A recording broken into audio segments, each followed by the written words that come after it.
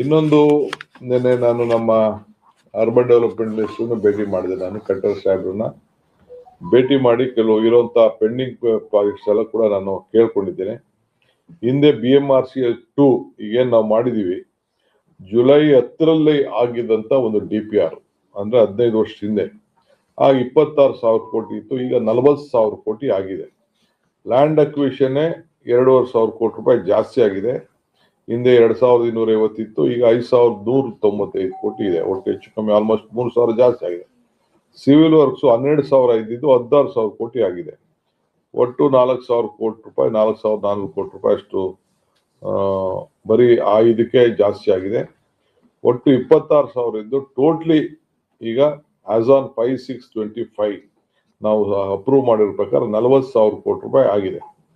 ಅದು ಸ್ವಲ್ಪ ಡಿಲೇ ಆಗಿರೋದ್ರಿಂದ ನೀವು ಅಪ್ರೂವಲ್ ಕೊಡಬೇಕು ಅಂತೇಳಿ ಡಿಸೆಂಬರ್ 26ನೇ ತಾರೀಕು 6ರೊಳಗಡೆ ನಾವು ಅದನ್ನ ಮುಗಿಸ್ತೇವೆ ಅನ್ನೋದನ್ನ ನಾನು ಬೆಂಗಳೂರಲ್ಲೂ ಕೂಡ ನಾನು ರಿವ್ಯೂ ಮೀಟಿಂಗ್ ಮಾಡಿದ್ದೆ.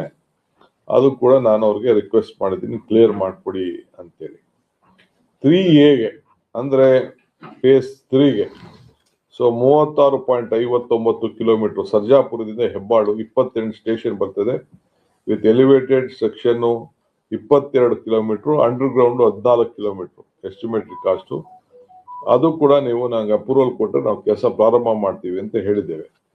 ಸುಮಾರು 28,000 ಕೋಟಿ ರೂಪಾಯಿ ಒಟ್ಟು, ಅದು 28,405 ಕೋಟಿ ರೂಪಾಯಿ. ನಾವು 15/1ರಲ್ಲೇ ಈಗಾಗಲೇ ನಾವು 15/1/25ರಲ್ಲೇ ನಾವು ಅದನ್ನ ಸಬ್ಮಿಟ್ ಮಾಡಿದ್ದೇವೆ. ಆಮೇಲೆ ಅವರು ಒಂದು ತನಿಖೆ ಮಾಡಿಸ್ತೀವಿ ಅಂತ ಹೇಳಿದ್ರು, ಸರಿ ಇದೆಯೋ ಇಲ್ಲೋ ಅಂತ ಹೇಳಿ ಸೈಸ್ತಾರ ಅಂತ ಒಂದು ಸಂಸ್ಥೆ ಕೈಲಿ ಅವರು ಮಾಡ್ತಾ ಇದ್ದಾರೆ. ಅವ್ರೇನೋ 1,2,000 ರೂಪಾಯಿ 1-2 ಸ್ಟೇಷನ್ ಬಿಡಬೇಕು ಅಂತ ಹೇಳಿದ್ದಾರೆ. ಆಯ್ತು, ನೀವೇನ್ ಬೇಕಾದ್ರೂ ತೀರ್ಮಾನ ಮಾಡಿ ನಮ್ಗೆ ಅಪ್ರೂವಲ್ ಕೊಡಿ, ನಮ್ ಕೆಲಸ ಪ್ರಾರಂಭ ಮಾಡ್ತೀವಿ ಅಂತ ಹೇಳಿದ್ದೇವೆ. RTPS ಒಂದು ರಿಕ್ವೆಸ್ಟ್ ಮಾಡ್ಕೊಂಡಿದೀವಿ, RRTS.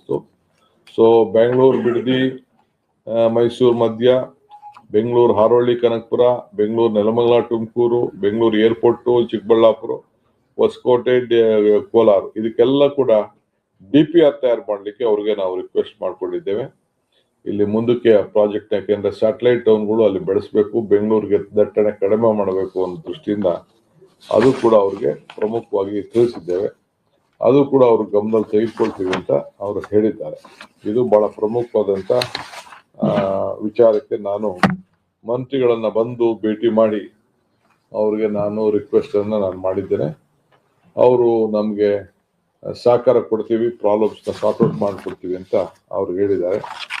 ನಾನು ಹೇಳಿದೆ, ನೀವು ಬೆಂಗಳೂರಿಗೆ ನೀವು ಶಕ್ತಿ ಕೊಡಲಿಲ್ಲ ಅಂತಂದ್ರೆ ನಾವು ಇಡೀ ದೇಶಕ್ಕೆ ಒಂದು ಅವಮಾನ ಮಾಡ್ದಂಗೆ ಆಗ್ತದೆ ಅಂತ ಕೂಡ ನಾನು ತಿಳಿಸಿದ್ದೇನೆ. ನಾನು ಯಾಕೆಂದ್ರೆ ಇವತ್ತಿರೋ ಬೆಂಗಳೂರಿನ ಪ್ರಪಂಚ ನೋಡ್ತಾ ಇದೆ, ಎಲ್ಲ ಹೊರಗಡೆಯಿಂದ ಪಾಪ್ಯುಲೇಷನ್ ದಿನ ದಿನ ಜಾಸ್ತಿ ಆಗ್ತಾ ಇದೆ ಅನ್ನೋದು ಕೂಡ ಅವ್ರಿಗೆ ಮಂದಟ್ ಮಾಡಿ ಕೊಟ್ಟು ಬಂದಿದ್ದೇನೆ.